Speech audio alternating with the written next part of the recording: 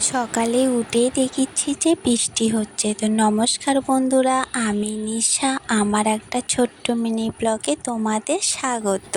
তো আমি স্নান করে ফুল তুলে নিয়ে এসে পুজোটা করে ফেললাম। পুজো দিয়ে আমি চাউমিন বানাচ্ছি। চাউমিনে আজকে আমি ডিম দেইনি, কেননা আজকে নিরামিষ। চাউমিন খেয়ে আমি দুপুরের রান্না শুরু করে দিলাম। প্রথমে আমি ডাল বড়া ভেজে নিলাম, তারপরে সবজি করে নিলাম। বাড়িতে শাক ছিল একটু, আলু দিয়ে ভেজে নিলাম। তো অনেক দিন পর ঘুরতে যাওয়া হয়নি, তাই আজকে একটু ঘুরতে যাচ্ছি। তো আমার একটু জিনিস নেওয়ারও ছিল।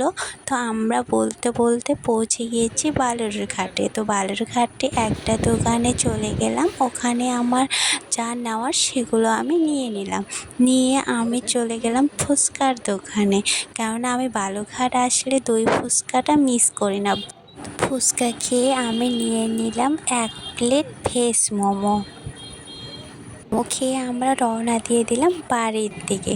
তো আজকের ওয়েদারটা খুব সুন্দর ছিল, ঠান্ডা ঠান্ডা আর ফুরফুরে হাওয়া দিচ্ছিল। তো আজকের মিনি ব্লগটা এখান থেকেই, টাটা।